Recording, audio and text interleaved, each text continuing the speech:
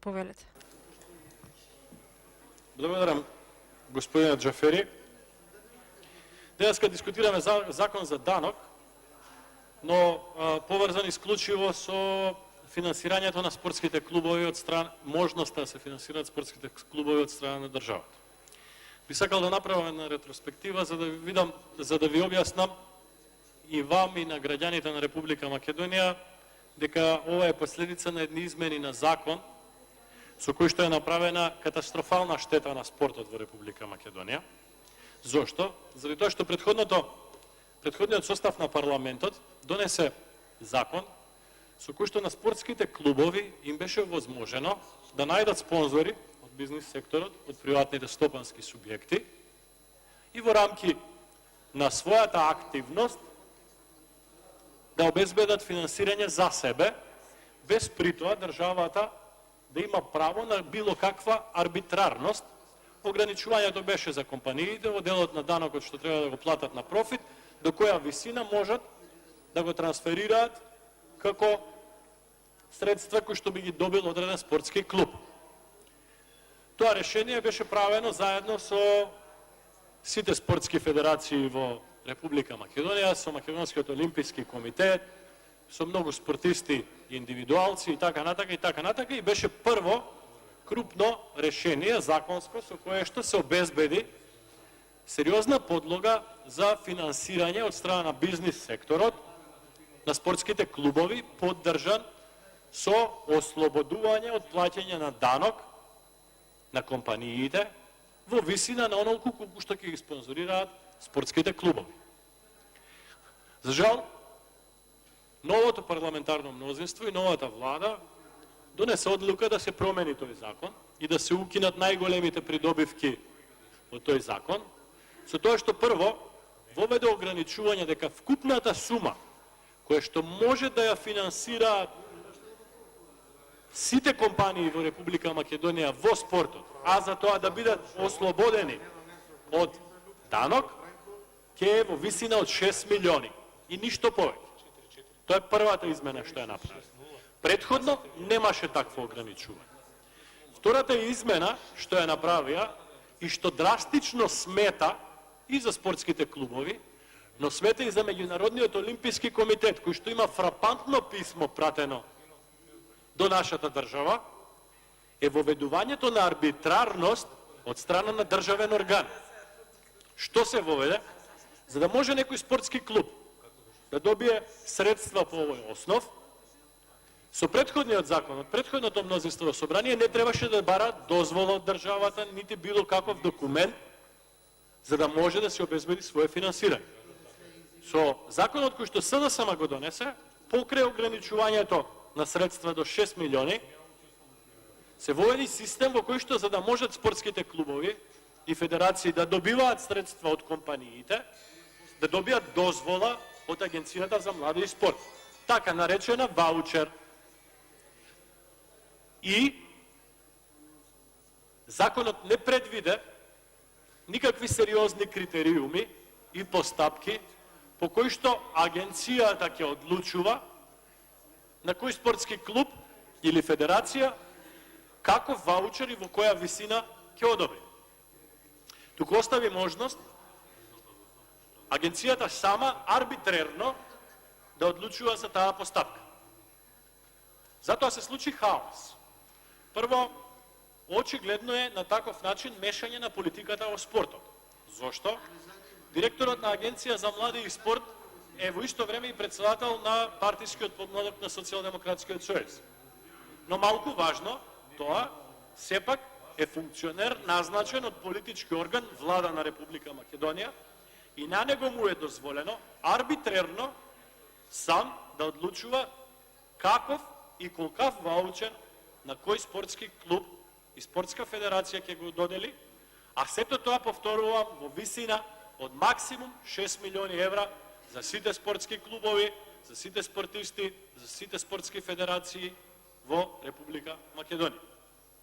Не се остава простор за предприемачки дух, не се остава простор за амбициозност на спортските клубови и спортските поединци, не се остава простор за рамномерен надпревар. Зошто? заради тоа што секогаш кога политичар одлучува, да бидеме искрени, и ние тука сме сите политичари, секогаш кога политичар одлучува, зема во предвид и други критериуми. Нашата цел, со однесење на претходниот закон кој што вие за жал го укинавте, односно го изменивте до ниво на непрепознавање, беше политичари и политички партии и политички функционери да не одлучуваат по ова прашање. Сето тоа да биде оставено на спортските клубови, спортските поединци, спортските федерации. И државата да не ја ограничува сумата која што можат реално да ја обезбедат спортските клубови. Ова решение кое што денеска го предлагаат неколку колеги пратеници, не ги отстранува двата проблеми кои што самите ги направи. Прво, останува ограничувањето на висината на средства кои што можат спортските клубови да ги добијат. Да, вистина е, тоа се зголемува од 6 на 10 милиони, но, земајќи го предвид бројот на спортски клубови во Република Македонија, во прва лига, втора лига, трета лига, региони, локални клубови, спортски поединци, ракомет, фудбал, кошарка, одбојка, атлетика, разноразни планинарски друштва, кои што исто така се спортски друштва, федерации многу на број, 30, 40, 50, не знам точно колку се.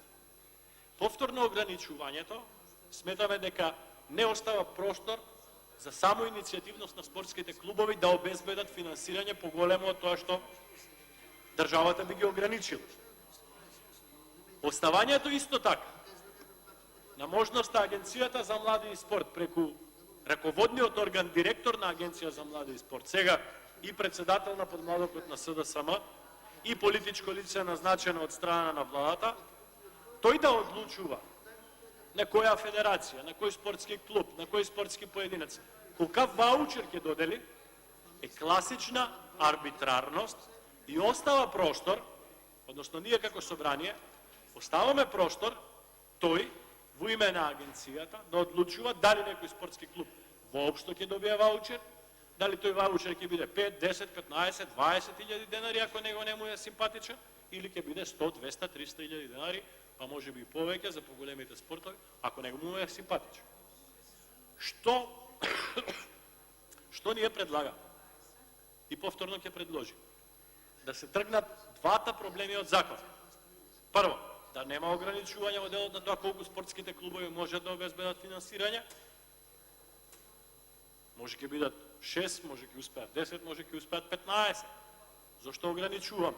Ако е точно тврдењето на владата, министерот за финансии, премиерот, дека буџетот во делот на приходната страна е рентабилен и можеме да си дозволиме наместо да трошиме за бадеми, лешници, нови коли за министри, за луксузирање и така натака, дел од приходот на буџетот наместо да дојде во буџетот да дојде во спортските клубови. Посебно заради тоа што со претходниот закон клубовите имаат, дел од клубовите поголемите имаат врска да формираат и младински школи и тоа да биде некако поддржано на овој начин. Значи, ако е точно тврдењето на владата, тогаш нема пречка да се скине комплетното ограничување.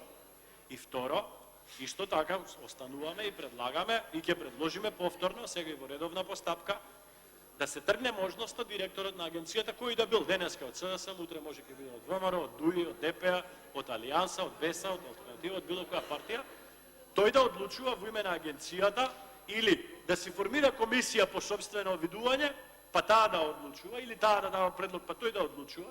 Сето тоа да го тргнеме од закон и да оставиме можност клубовите на вистина да се базираат на својата активност, ангажираност, самоиницијативност, предприемачки дух и така натака и така натака.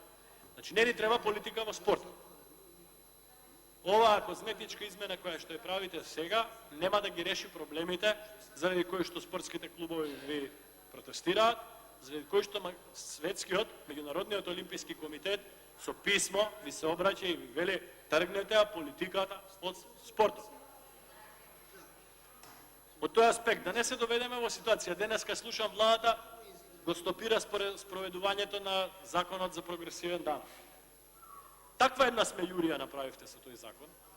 Толку солзи се пролеја во ова собрание, Па не само премиерот, не само тогашниот министер за финансии, па подпредседателите на влада, па колку од вас тука дискутираа дека тоа е најдоброто решение, денеска свирите рачна и се публикувате назад, заради тоа што аргументите кои што ви кажавме за прогресивниот данок станаа видливи со првите статистички податоци. Завршува мислата, господин Џафери. Затоа да не се доведете повторно во истата ситуација. Овој закон сега го донесе. Па по 2 месеци пада на симизма. Или скроз да го публикуваме, па да го прифатите тоа што го предлагам. Господине Велковски, само да завршам реченицата, господин Џафери, извинете многу.